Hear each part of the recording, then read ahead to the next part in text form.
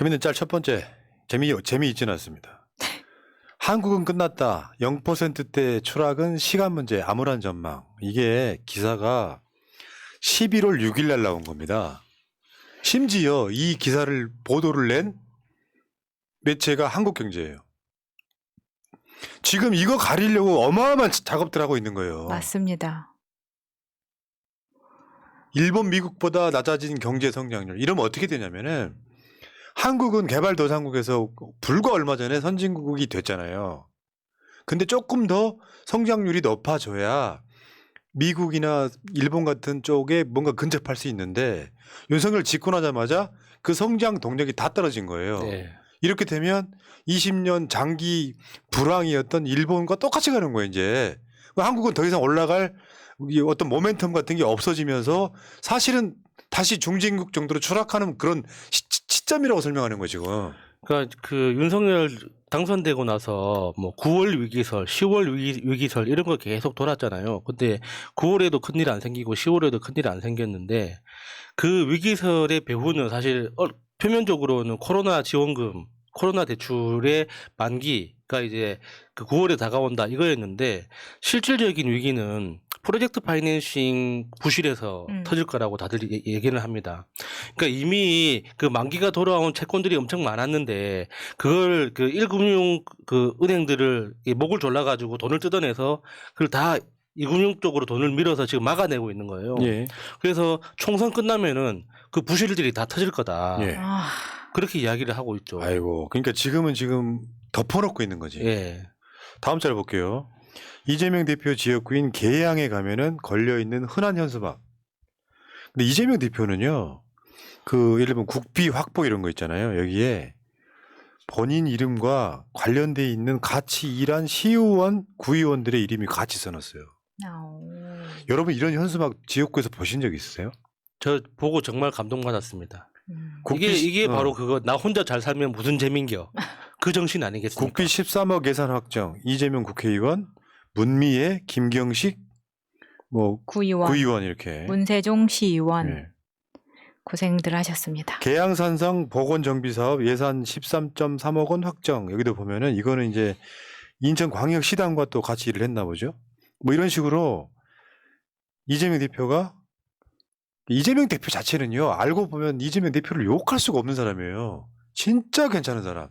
모르면 그냥 세상 이런 사람 없는 거지만 이재명을 알면 좋아하지 않을 수 없는 진짜 그런 사람이에요. 그러니까 좋아하고 그게 알려지면서 이재명 팬덤이라는 게 생긴 거고 민주당 지지층에서는 70% 정도가 다음 대통령은 이재명이라고 이야기하고 있는 겁니다. 작은 것 같지만 우리가 그 정책방송에서 지금 민주당의 소위 반개혁파분들 정책 공약 이행 이런 거 분석해드리고 있잖아요. 그거 나라살림 연구소부터 시작해서 지금 싱크탱크 이런 데가 대여섯 개 붙어서 분석하는 거거든요. 민주당 국회의원들 대부분 중도 거의 없어 지금. 지키지 못할 약속을 하고 그냥 당선만 되면은 막 TV 나와가지고 유명해지고 내부 총질만 하니까요. 넘어가겠습니다. 조국 장관, 대통령 법무부 장관, 검찰총장, 국힘, 조중동 등이 그렇게도 떠버리던 살아있는 권력 수사라는 문구를 이제 쓰지 않고 있다. 부끄러운 줄 알라. 진짜 살아있는 권력 수사 왜 안 하나요? 갑자기? 아니, 당연한 거라고 받아들이면 안 되는 거죠. 저거를 비판을 계속 해줘야 돼요. 그래야 기레기 소리 듣기 싫었더라도 저런 이야기 살권수에 대한 이야기를 좀이라도 합니다. 왜냐하면 이게 기자들도 약간 진보 언론도 딱 이런 게 있거든요. 여론을 탄단 말이에요. 저런 이야기 지금 하면 뭐해? 계속 쓰게끔 만들어줘야 되는 거죠. 맞습니다. 다음 용산 빈대 체크리스트. 이거 만드신 분 대단해요. 이거 줘봐요. 첫 번째, 처가 땅 개발 몰림 의심 증상이 있습니까? 두 번째, 대통령 관련 예산만 무한 증식하고 있습니까? 세 번째, 검찰 대통령실 특활비 영수증만 휘발되고 있습니까? 네 번째, 매달 해외 혈세 관광이 이루어지고 있습니까? 이번에 떠나간다잖아? 이번 달 말에 영국 갑니다. 나가고 12월에도 나간답니다. 오빠, 나 프랑스 가고 싶어. 이번엔 영국으로 영국 가고 준비했어. 싶어. 마일리지가 부족해. 정말 빈대 5단계 국가 멸망 위험 단계입니다. 예. 그래놓고 저 빈대는 감염병을 옮기지 않으므로 개인이 알아서 해. 지금 네. 그러고 있거든요. 질병청에서 그렇게 얘기를 했죠. 자, 국민 빈대. 국민 빈대. 탄핵이 방역이다. 예. 어떻게 짜낼 수도 없고 네. 참 답답하네요. 자, 이걸 어제 소개해드리려다 말았던 거 몇 개 소개해드리면 지금 차력사들 등장했어요. 자, 지금 휘발유 품으면서 공매도 금지! 그러니까 뒤에 있던 김기현으로 추정되는 사람이 지금 서울 편입을 이빨로 서울 편입 버스를 이빨로 끌고 있어요 지금. 근데 저 옆에 그 인요한. 이뇨환이 이약 한번 잡사하면서 또 사면약, 사면발이를 쫙 아이씨. 드립니다. 아 진짜 잘 그리셨습니다. 이렇게 코미디 하고 있는. 예, 재밌기는 한데 뭔가 조선 말기하고 비슷한 기분도 들고 뭐 그러니까요. 기분이 묘합니다 진짜. 이게 반박이 안 될 수가 없는 게 왜 있잖아요. 우리가 예를 들어서 아리백으로 가자 또는 뭐 어떤 그러니까 나라의 지속성 이런 것들을 유지하는 정책으로 가면 일부 극우들은 반대를 해도 대개 사람들은 대의에 승복을 하거든요. 그래 앞으로 환경이 좋아지면 좋지. 지역 균형 발전해야지 하는데 얘네들은 정말 단세포인 거죠. 쉽게 표현하면 악질적인 갈라치기잖아요. 네. 국민 갈라치기 한다고. 그 윤석열의 대가리는 저것밖에 없는 거예요. 대선 때 안 그랬어요? 남녀 갈라치기 하고 지역 갈라치기 하고. 다음 엇박자 정책. 이거요. 한쪽은 메가서울이라고 그러고 한쪽은 지방시대라고 그러고 오도 가도 못하는 이 새끼들은 눈치도 없어. 둘 중에 하나만 해야 될 거 아니야. 손발도 안 맞는 것 같아요. 같은 날. 우리나라에 인터넷 깔려 있는 걸 모르는 건가 싶을 때가 많습니다. 이 사람들 하는 거 보면. 그렇지. 이거는 아마 대구 쪽에만 나가는 뉴스일 거야. 뭐 그러니까 뉴스에서 언론에서 잘 다루지 않기 때문에 모르는 사람도 많은데 전국 지방 도시에 빈집 현상이 굉장히 심각해지고 있습니다. 엄청나죠. 그러니까 전체 그 주택 중에 5% 정도만 빈집이 돼도 우범지대화 된다고 이야기를 하거든요. 그러니까 완전히 사람이 한 명도 살지 않는 공동화가 된 완전히 버려진 마을도 이미 생겨나기 시작했고요. 다음 절 한번 볼게요. 메가시티 공매도 금지 윤석열 정부 오직 총선. 근데 국민들은 물가. 여건이 탈주범 잡혔죠 어저께. 네. 그러니까 사실은 물가에 관심이 제일 많아요. 못 살겠다 갈아보자야 지금 분위기가. 왜 저럴까 싶은 거. 실제로는 우리 일상생활에 전혀 거의 도움이 안 되는 짓만 하고 있는 거예요. 다수 국민들은 가장 관심이 물가, 뭐 탈주범, 빈대 이런 건데 딴 짓만 하고 있는 거죠. 아이고 한심해라. 그다음에 뉴스. 강서구청장 선거 시끌, 의대 정원 확대 시끌, 민주당 수박 시끌, 여당 혁신이 시끌, 하마스 도 시끌, 이준석 신당 시끌, IM 신뢰 사기꾼도 시끌. 이번엔 서울 메가시티 시끌. 진짜 그 잼버리 그 사태가 한 몇 년 전인 것 같아요. 기분은. 아직도 김현숙이는 여가부 장관입니다. 정말 아무도 책임지는 사람이 없는 정권. 정말 김행이 그 청문회 도중에 나르샤 한 이후로 자연스럽게 원래 있던 그 김현숙이 복귀하고 김행은 지금 어디 있는지 아직 소재가 파악이 안 됐죠. 이 정말 괴랄한 정권은 김현숙이가요 도의적 책임을 지고 이상민 사퇴시키라 하듯이 사퇴하고 차관이 대행하면 되거든요. 그걸 국민들 무시하고 앉히는 게 더 골 때리는 거예요. 야, 김현숙이하고 윤석열하고 무슨 뭐 가족 관계나 됩니까? 결국은 은근슬쩍 해갖고 아마 저 임기 끝까지 갈 것 같은데. 저 인수위원회 때부터 들어왔던 김현숙이기 때문에 특별한 뭐 인맥이 있는지 모르겠지만 쳐낼 건 빨리 쳐내야 되는데 저 의외로 국정감사에서 대답하는 그 내용들이 너무 어이가 없었던 게 그 여가부 예산은 줄었지만 내가 이 자리에 있는 동안은 최선을 다하겠다. 그 말만 계속 무한 반복하는 거예요. 어떡할 거냐. 여가부 하던 사업도 다 없어지고 예산도 줄었는데 어떡할 거냐. 내가 이 자리에 있는 동안은 최선을 다하겠습니다. 계속 반복하는 거예요. 그러니까 이 정부 들어서 장관급들이 퀄리티가 정말 하향 평준화 되는 거 맞고 잼버리에 대한 그 외신 보도가 엄청났었잖아요. 의외로 외국 애들이 잼버리에 대해서 정말 많이 알고 있습니다. 한국이 어떻게 했었는지. 진짜 창피한 일입니다. 자, 다음은요. 그 우리나라 검찰이 현 모습이에요. 처가 의혹 덮어주고 선거에 개입하고 내부 비리 휘발하고 그리고 지금 이번에도 지금 한동훈 탄핵 사이에 더 나왔죠.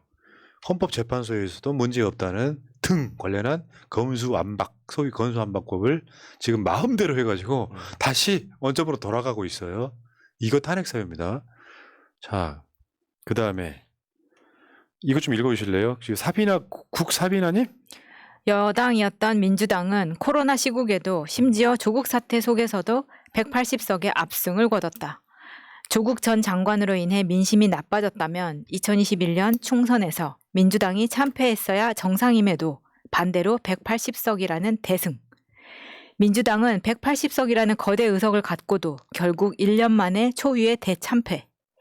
조국 전 장관은 자신의 회고록 조국의 시간에서 민주당을 향해 나를 밟고 전진하라고 했는데 이는 자신을 발판으로 삼아 아직 하지 못한 사회개혁 과제들을 하라는 의미로 해석할 수 있다.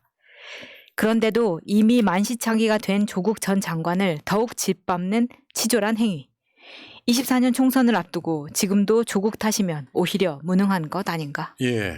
그러니까 요즘에 아주 일부 블록에서 조국 장관을 밟는 사람들이 나오기 시작해요. 그것은 다시 한 번 말씀드려요. 검찰개혁 때 이낙연 수박이라고 비판했던 사람들과 똑같은 행위를 하지 마시라.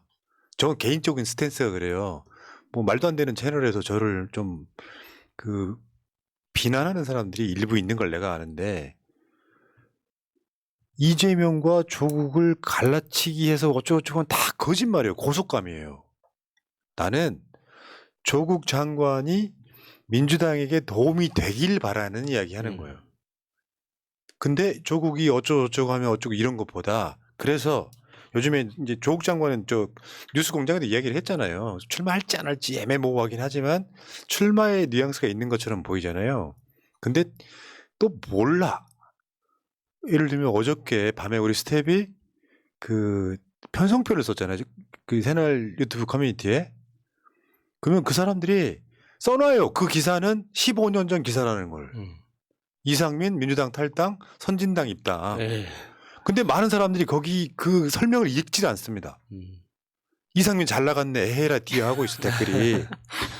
내가 아무리 이야기해봐야 지금 선거제를 12월 초까지 안 바꾸면 이대로 가는데 이제는 준연동형도 아니에요. 완전 연동형으로 가요. 지역구에서 민주당이 다수를 다 먹는다고 해도 그렇게 되면 연동형에서는 거의 한 석도 못 얻어요. 그런데 그러면 그 상황에서 조국 장관이 예를 들면 그냥 하는 이야기입니다. 조국 신당이 만들어진다고 쳐봐요. 저쪽에서는 위성정당 만들고 그렇게라도 서로 보완제로서 도움이 되면 되잖아요.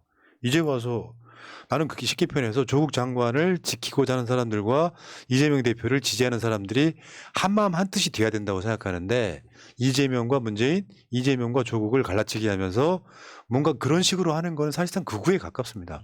극우에 이재명 대표한테 도움 전혀 안 된다는 말씀을 드리고요. 어쨌건 민주당이 저는 저런 표현들은 좀 별로인데 뭐냐면 민주당에서도 일부 블록을 정확하게 다 개고를 해야 돼요. 검찰개혁 반대했던 사람들이라고 해야 된다고. 민주당 통째로 말하면 민주당 무능론이 돼버려요. 열심히 뛴 사람들까지 싸잡아 말할 필요는 없는 거죠. 그래서 저는 그러니까 총선 끝나고 났을 때 검찰개혁을 면접 볼 때는 봐야 된다고 생각해요. 검찰개혁 찬성합니까? 라고 묻고 검찰한테 수사권을 뺐는지 찬성하는지 물어야 된다고 생각해. 공천 면접 볼 때. 그래가지고 그 확실한 답을 인증을 갖고 있어야 돼. 그래서 검찰한테 수사권 다 뺏는 쪽으로 가야 되는 거예요. 말하자면 민주당이 무능해서가 아니라 부족했다. 지금까지 검찰개혁에 부족했던 사람들을 이번에 다 검찰개혁 가능한 사람으로 채워주시라라는 게 나는 선거 전략이 돼야 된다고 생각하는 거지. 자, 이번 위성정당 관련해서 어떤 방식으로 하더라도 결국에는 위성정당이라고 언론에서 비난을 할 겁니다. 그게 지금 정의당도 위성정당이 아니고 선거연합 전략이다라고 이야기를 하지만 결국에는 방법론 면에서는 위성정당이 취했던 거하고 똑같은 거잖아요. 근데 이제 민주당 입장에서는 지난 총선 때 그러니까 더불어시민당하고 열린민주당 이 두 정당 사이에 갈등이 분명히 있었지 않습니까? 그런데 지금 와서 보면 열린민주당에서 들어온 자원들이 훨씬 더 큰 역할을 많이 해냈단 말이죠. 그러니까 그런 측면에서 봤을 때 비례를 통해서 국회에 진입하는 사람들을 분명히 민주당 차원에서도 그러니까는 수혈할 필요가 있거든요. 예. 그러니까 이게 그 도덕적 관점에서 그거는 뭐 옳지 않기 때문에 뭐 연동형 그 비례대표 제도를 뭐 악용하는 거다 뭐 이런 식으로 비난할 수는 있지만 현실은 승부의 세계거든요. 그걸 무조건 이렇게 옳지 않기 때문에 포기해야 된다 말하기에는 굉장히 네. 현실적으로 어려운 거죠. 아니 그러니까 지금도 채팅창에는 제가 드리는 말씀을 이해를 못 하시고 계십니다. 선거제가 병립형으로 돌아가지 않는 한 이 제도가 유지되면 민주당은 비례 의석을 한 석도 못 얻을 가능성이 높아요. 그러면 뭔가 대안이 있어야 될 거 아니야. 그걸 전제로 조국 신당 이야기를 하면 못 알아듣고 그래도 조국 신당은 아니지. 그게 뭐야 그러면은 음. 국민의힘 이준석 신당 같은 게 의석 상당수 가져가면 그게 이재명 대표한테 도움이 됩니까? 그러니까 그렇게 말하는 사람들이 어떤 특정 방송을 듣고 선동을 당했거나 최소한의 팩트 체크도 하지 않고 계속 저런 말을 반복하고 있는 겁니다. 그러니까 논리가 그렇게 없어요. 선동하는 애들이 선거 제도를 모르는 거예요. 그런데다가 지금도 뭐 조국이 나오면 총선에 도움이 안 된다라고 하는데 지금 방금 읽어드렸던 글에서 2021년 총선에서 조국 장관 때문에 난리가 났음에도 불구하고 그때 180석이라는 대승이 있었다라고 이야기를 하는데도 똑같은 이야기를 하고 있는 네. 겁니다. 그러니까 그 이야기를 하는데도 전혀 도움이 안 돼. 가봤냐고. 그 당시가 조국 사태, 소위 조국 사태 바로 뒤에 벌어진 선거잖아요. 근데 이재명이나 조국이나 똑같이 사법으로 피해자이기 때문에 둘이 뭉쳤을 때 시너지가 나는 거지. 너는 이래서 안 돼. 쟤는 저래서 안 돼. 이래서 이재명한테 도움이 안 된다는 이야기를 오케이. 계속하고 있는 네, 겁니다. 여기까지 합시다. 이거 따로 이야기할 기회가 있을 거예요. 그러니까 차라리 그렇게 콩나라 판나라 할 거면 본인들이 정치를 하시죠. 뭘 알지도 못하면서. 지금 선거제가 어떻게 바뀔지 모르지만 지금 상태에서 민주당이 180석, 200석 못한다는 얘기가 선거제 때문에 나오는 거예요. 의석을 많이 지역구에서 가져갈수록 비례대표 못 가져오는 제도를 설계해 놓은 게 문제지. 솔직히 말하면 난 병립형으로 갔으면 좋겠어. 비례도 못 해. 욕심으로는 그렇죠. 그렇지. 예. 그러니까 그런 걸 좀 알고 이야기했으면 좋겠다는 거지. 그리고 단언컨대 조국 장관은 민주당에 불리하거나 민주당한테 뭔가 데미지가 될 만한 정치 행보 안 할 거예요. 제가 정확하게 알고 있습니다. 뭐 행보를 한 게 없는데 와서 때리고 그러면 어떡해. 차라리 조국 장관 나왔던 뉴스공장을 한번 봐라. 그래요. 보세요. 얼마나 대단한 사람인지를 한번 봐. 이재명에게도 큰 도움이 네. 됩니다. 자, 다음 절 한번 볼게요. 윤석열 울컥하게 한 소상공인 알고 보니 108억 매출 CEO. 님이 진짜 나 정말 카카오 택시는 무슨 무슨 택시 연합 동백택시 콜. 연병하네. 경쟁사 대표 데려다가 그렇게 택시 기사 옷 입혀가지고 그렇게 하더니 이번에 저 소상공인 모여있는 저 판 자체가 그냥 자기들끼리 짜고 치는 판이었던 거예요. 그러니까 사실 소상공인이라고 하면서 눈물 뽑으면서 힘들다고 이야기를 했는데 알고 보니까 저기는 중소기업 대표가 나왔었던 거고 직원도 뭐 한 30명? 네, 씨. 매출도 108억? 저게 무슨 소상공인입니까? 아이고. 근데 저거를 국민의힘에서 몰랐을 리 없고 저렇게 배치를 했다는 거 그런 거요. 아니에요. 심지어 카카오 택시 비판했던 그 택시 기사는 국민의힘의 당직자 출신. 그래놓고 쟤는 또 선대위원장. 뭐 저렇게 막 쇼를 하면 대구 가면은 또 마음이 편해지고. 아니 그렇지. 어이 윤석열. 나 같은 사람을 불러 내가 직원 해줄게. 하기야 그 윤석열 입장에서는 막 재벌들만 보다가 매출 100억 CEO 그러면은 굉장히 작아 보이겠죠. 1조도 안 된단 말이야? 아유 불쌍해. 이렇게 생각할 수도 있는 거죠. 그러니까 어떻게 보면은 윤석열이 멍청하기도 하지만 저런 사람들 간신들 사이에 쌓여서 진짜로 그렇죠. 못 보고 있을 수도 있어요. 자, 짐 노조스가 왔어요. 공매도 금치는 바보짓이다. 한국 메이저 못 된다. 바로 이거야. 글로벌 스탠다드를 없앤 거잖아 지금. 지금 선진국에서 지금 다시 저 양반이 뒤로 가고 전 있는 세계적으로 투자의 귀재라고 불리는 사람이잖아요. 그러니까 공매도라는 단어 자체가 언론에서 워낙 안 좋은 뉘앙스로 이렇게 많이 사용되니까 공매도가 굉장히 뭐 문제가 있는 것처럼 이게 사람들이 느끼는데 절대 그런 거 아니고 공매도는 좋은 것도 나쁜 것도 아니에요. 그냥 주식시장이 있으면 공매도라는 거래 기법이 있는 거예요. 필요한 거. 예, 근데 우리나라에서는 이상하게 그 공매도라는 제도를 왜곡시켜가지고 기관 투자자만 공매도를 할 수 있게 묶어놨기 때문에 개인 투자자들도 그러면 공매도를 할 수 있게 해달라.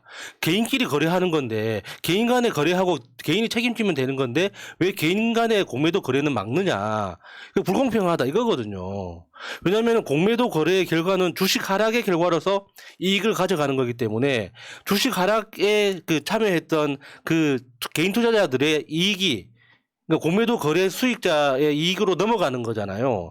그러니까 그게 너무 불공평하니까 차라리 개인한테도 기회를 열어달라 이건데 이거 갑자기 공매도 자체를 막아버리면은 전 세계 투자자들이 봤을 때는 이상한 시장으로 보이는 거죠.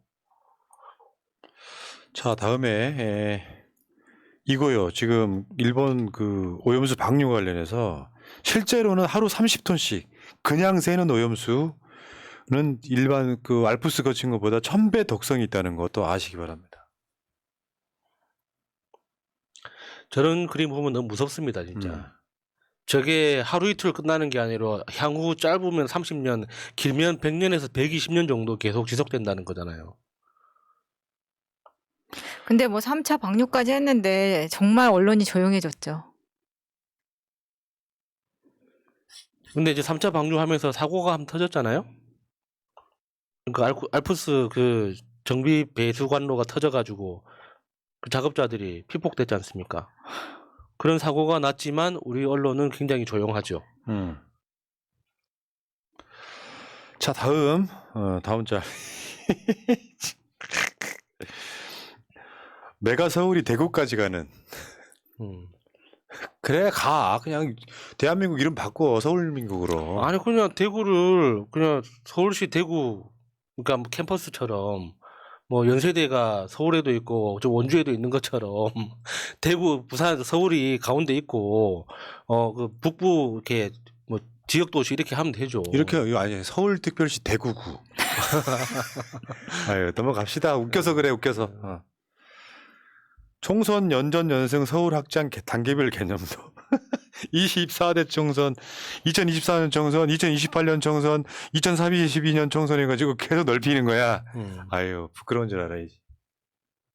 다양성이라는 게 민주주의 원칙은 저건 뭐냐면 윤석열이 비판했던 전체주의예요, 저거. 큰 맥락에서 보면. 어우, 진짜. 나 진짜 얘 어떡하냐, 저거. 나. 다음 짤 한번 볼게요. 일단 쏟아내고 보자. 국민의힘 포퓰리즘 아무 공약 계속 지금 쏟아내고 있어. 이번에 뭐야 그 빨대 이것도 그거랑 관련이 있는 거죠. 예. 다음 짤 볼게요. 차라리 이렇게 하든가라고 서울민국 아까 제가 말씀드린 게 나오네요. 당군 왕검께서 끌끌 혀를 차고 계십니다. 그러니까 서울민국. 저렇게 되면 이제 대통령하고 서울시장의 차이는 외교권, 국군 통수권 그 차이밖에 없는 거죠. 다음 짤 한번 볼게요. 일회용품 정부 정책 방향 잘 나가다가 플라스틱 빨대처럼 유턴했다. 이거 되게 신박하죠. 이 아이디어가. 다음. 유신 독재하겠다는 윤석열. 박정희의 국정 운영을 배우겠다. 박정희는 뭐예요? 독재자 아닙니까? 임자 옆엔 내가 있어. 임자. 뭘 배우겠다는 거죠? 공포정치, 민주주의 저해, 부정부패, 지역감정 조장, 친일 매국, 간첩 조작, 정적 제거, 긴급조치, 언론 탄압, 과거사 은폐. 뭐 이미 하고 있네요. 박정희의 국정 운영을 배우겠습니다. 에휴, 씨. 다음 짤 볼게요. 윤석열이 지금 장제원하고 권성동을 지금 끌어안고 윤석열한테 하는 말 아니죠. 이준석한테 하는 말이에요. 저 새끼 어떻게 좀 해봐. 이러다 다 죽어. 그러니까 이준석은 이제 12월까지 최후 통첩을 했어요. 12월 달 창당할 가능성이 높아지고 있는데 이뇨환이 글쎄 적어도 한쪽 팔은 불출마 제물로 바쳐야 된다니까요. 둘 중에 하나 누구를 바칠 것인가. 너무 소중해. 진짜 딱 봐도 권성동하고 장제원이네요.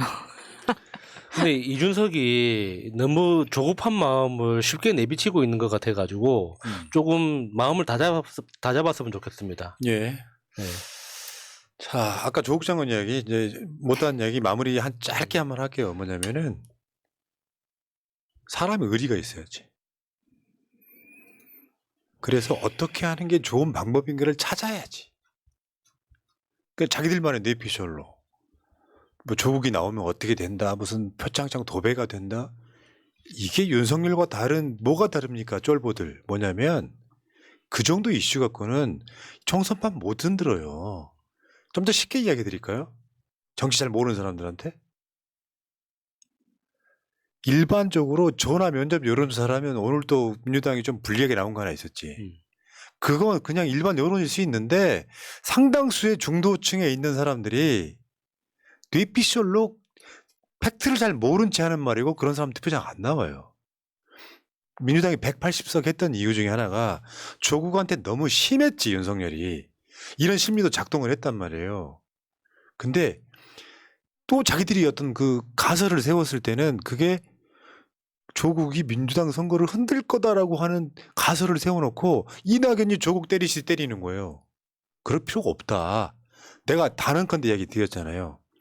조국 장관은 민주당한테 해가 되는 거 안 할 거라고요. 돌아가는 거 보고 시뮬레이션 해보고 어떤 상황이 됐을 때 민주당에 도움이 됐으면 됐지 불리한 거 안 할 거라고요. 근데 그 착한 사람을 놓고 조국이 나오면 안 돼. 조국은 교수나 해야 돼. 교수 파면됐다니까요. 뭔 교수를 합니까? 근데 그런 논리로 하면은 이재명한테도 국힘이 그러니까 보수 쪽에서 공격하는 논리가 똑같다니까요. 이재명이 왜 선거에 나오냐? 그냥 법리로 싸워라. 지금 그 얘기 조국한테도 똑같이 하고 있는데 저는 이게 똥파리가 이재명 지지자 척인 척하면서 지금 가운데서 갈라치기 하고 나도 있다는 그러는 느낌이 것 같아요, 굉장히 솔직히 강하게 말해서. 듭니다. 그래서 그런 채널들에 붙어가지고 거기에서 빌드업을 시킨 다음에 이 사람들이 각자 채널의 채팅창에서 활동을 하면서 이야기를 하는데 그때마다 반박을 정확하게 해주세요. 그거 사실 아니다라고 자꾸만 압박을 시켜야 되는 거지. 저 사람들 활개치게 내버려 두면 안 됩니다. 새날은 이런 사람들 무조건 차단하겠습니다. 말하자면 이런 게야. 조국이 얼마나 착한 사람인지 비하인드만 좀 알려드릴게요.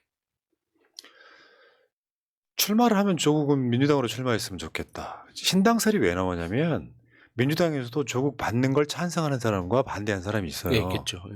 근데 찬성하는 사람보다 반대하는 사람들이 많다 적다의 문제가 아니라 그러면 민주당에 논박이 생기고 그러니까 논란이 생길 거 아니야. 그럼 민주당한테는 실제로 조국 장관 스스로가 민폐가 될 수 있잖아요. 그렇죠. 그러니까 조국 신당설은 뭐냐면 민주당이 직접적으로 조국이라는 이름 때문에 조중동에 공격받지 말라는 의미에서 만들어진 네이밍일 거고 난 몰라요. 뭐 누가 어떻게 만들려고 하는지도 몰라. 아직 실체도 없어요. 그러면 조국 장관 입장에서 여기 내가 선택할 수 있는 길은 개인적인 입장이라는 게 있어. 뉴스공장이 말했듯이 비법률적인 방법. 예. 그게 출마죠. 근데 그렇게 할 거냐 말 거냐 부분은 그렇게 애매하게 이야기한 이유가 앞으로 총선을 앞두고 전국이 어떻게 돌아갈지 모르는데 가장 그중에 중요한 것 중에 하나가 선거제란 말이에요. 병립청으로 돌아갈 가능성은 저는 없어 보이거든요. 그건 불가능해 보이고 어차피 연동형이나 뭐 준연동형이 좀 남아있다고 치면은 이 상태에서는 민주당이 위성정당을 만들거나 또는 그렇지 않으면은 민주당은 지역구로 끝나버릴 가능성이 되게 높아요. 그래서 어차피 이준석 신당 무슨 뭐 많잖아 저 있어. 내가 알고 있는 정치인 중에 신당 만든 사람 많아. 그럼 나중에 시간 지나면서 막 이하 집산을 할 거 아니에요. 예, 예. 그런 상황에 민주당한테 도움이 되면 됐지 왜? 공동의 목표는 같으니까. 그렇죠. 윤석열이라는 목표는 같으니까. 예를 들면 그냥 물어볼게요. 조국 신당 안 만들면 민주당 의석이 더 많아지지 않는다니까? 한 200번 말했다. 이 씨발 진짜 열받게 하지 말고. 만약에 아직 확실한 건 아니지만 어. 조국 신당에 그러니까 비례로 선발된 사람들이 민주당의 정책이나 정치 투쟁에 협조하면 협조했지 비토놓을 사람 세력은 아닐 거 그런데 아닙니까? 조국 신당이 만약 이 제도 그대로 가서 네. 조국 신당이 안 만들어지면 이준석 신당이 상당 부분 먹어버려. 그렇죠. 20석 넘어갈 수 왜 이 있습니다. 이야기를 이해를 못할 네, 것 같지? 네. 이제 욕이 안 나올 수가 없네. 그리고 다시 한번 말씀드리지만 지난 총선에서 그때 조국 장관으로 그렇게 압박 받을 때도 180석 했잖아요. 근데 왜 이제 와서 그 옛날 이야기를 다시 꺼내면서 조국 때문에 안 된다는 논리를 갖다 들이댑니까? 그럼 바보 같은 그러니까 짓이죠. 조국이 어떤 결정한 것도 아닌데 조국은 교수나 해라. 조국 나오면 민주당의 민폐다. 그게 무슨 의미가 있어요? 이재명하고 조국을 절대로 같이 같이 붙여두면 시너지가 날까봐 두려워하는 세력들이 개발한 논리입니다. 저는 단언컨대 조국 장관이 민주당을 불리하거나 힘들게 할 가능성은 1도 없어요. 네. 그거 보면서 지금 움직이고 있는 거지. 근데 그 착한 사람을 갖고 미리 때려. 너 나오면 우리가 진다는 것. 그 논리를 어떤 새끼가 만들었냐 진짜. 여기까지 재밌는 짤이었습니다. 빡치는 짤이네요. 씨.